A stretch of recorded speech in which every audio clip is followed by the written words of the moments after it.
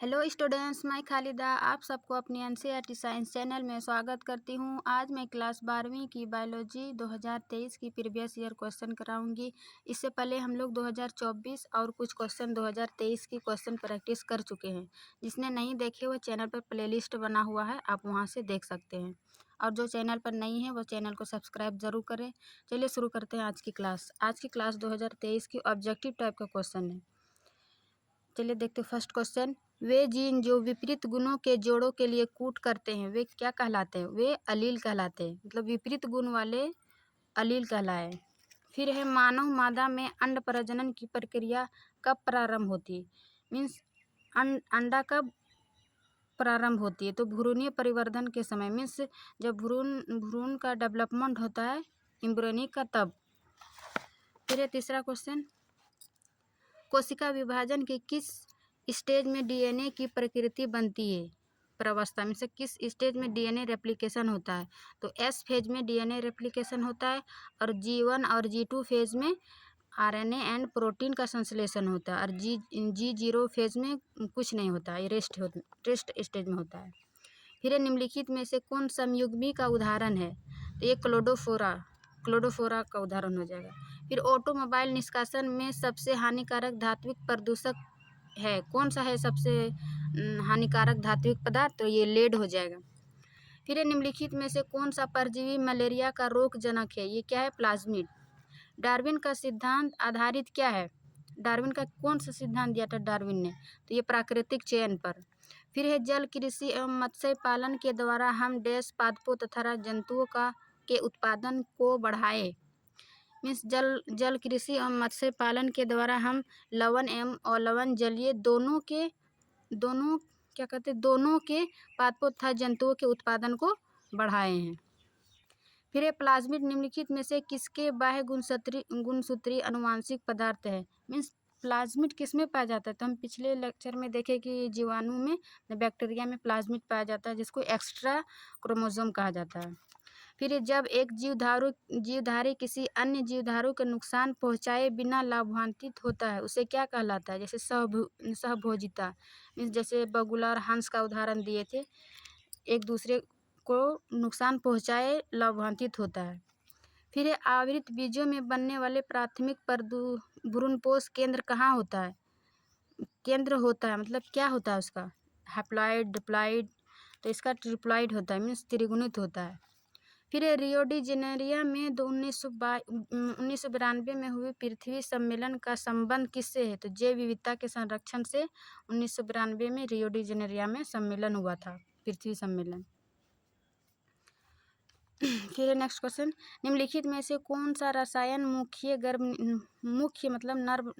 गर्भ निरोधक गोली का एक अवयव है? तो गर्भ निरोधक गोली मीन्स फीमेल में पाया जाता है। फीमेल में कौन सा हार्मोन है? प्रोजेस्टेरोन। फिर है स्वर्ण धान में कौन सा विटामिन उपस्थित होता है? मीन्स गोल्डन राइस में विटामिन ए उपस्थित होता है।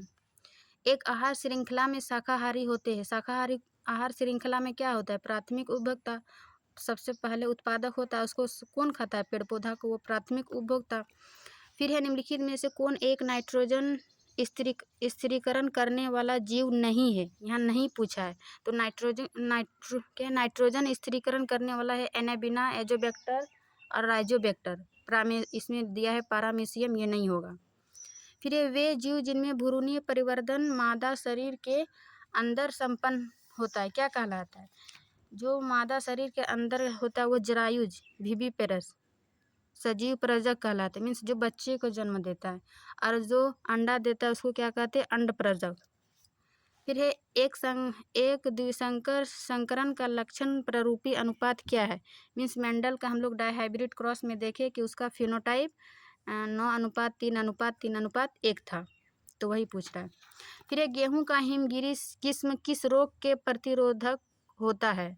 तो इसका क्या होगा? पर्ण तथा धारी कीट, मतलब गेहूं में हिमगिरी किस्म की रोग पाया जाता है। फिर एक केंद्रीय प्रदूषण नियंत्रण बोर्ड के अनुसार किस व्यास के आकार के कणीय पदार्थ मानव स्वास्थ्य के लिए नुकसानदेह है? मीन्स केंद्रीय प्रदूषण नियंत्रण बोर्ड के अनुसार 2.4, 2.5 या उससे कम मानव स्वास्थ्य के लिए नुकसानदेह है। फिर नीएंडरथल मानव के मस्तिष्क की क्षमता थी, क्या थी? 1400 सीसी। रेड डाटा बुक निम्नलिखित में से किसके आंकड़े संकलित करता है? मीन्स रेड डाटा बुक में किसका संकलन किया जाता है? तो इसमें विलुप्त प्राय पौधे एवं जंतुओं के। फिर आवर्त चक्र के किस दिन अंडो उत्सर्ग संपन्न होता है? तो 12 से 18 दिन अंडा उत्सर्ग होता है। फिर वह प्रक्रिया जिसके द्वारा डीएनए से आरएनए का निर्माण होता है क्या कहलाता है? ट्रांसक्रिप्शन। डीएनए से डीएनए बनना रेप्लिकेशन और डीएनए से आरएनए बनना ट्रांसक्रिप्शन। और फिर आरएनए से एमआरएनए से प्रोटीन बनना इसको ट्रांसलेशन कहलाता है। ये पिछले 2024 का भी क्वेश्चन सेंट्रल डॉग्मा में देखें। फिर है आगे, किण्वन की प्रक्रिया में कार्बोहाइड्रेट के टूटने से कौन से पदार्थ उत्पन्न होते हैं? तो इससे पदार्थ इथेनॉल एवं कार्बन डाइऑक्साइड उत्पन्न होता है। फिर निम्नलिखित में से कौन एक क्लोनिंग संवाहक है?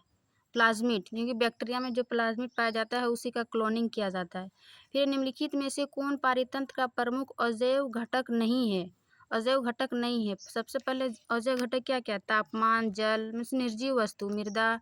तो इसमें से बैक्टीरिया क्या है? सजीव मीन्स ये जैव घटक है। तो अजैव घटक नहीं है तो ये सजीव घटक मीन्स जैव घटक बैक्टीरिया ही हो जाएगा।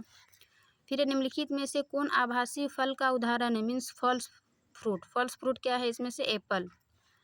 फिर है इंटरफेरॉन डैश के द्वारा स्रावित होता है। इंटरफेरॉन विषाणु संक्रमित कोशिकाओं द्वारा संक्रमित होता है, द्वारा स्रावित होता है, सॉरी। फिर है वह जीव जिसे बीटी जीन प्राप्त किया जाता है क्या कहलाता है? बीटी जीन प्राप्त करता है उसे बेसिलस थुरिनजियस कहलाता है। थुरिनजिएंसिस, बेसिलस थुरिनजिएंसिस कहलाता है।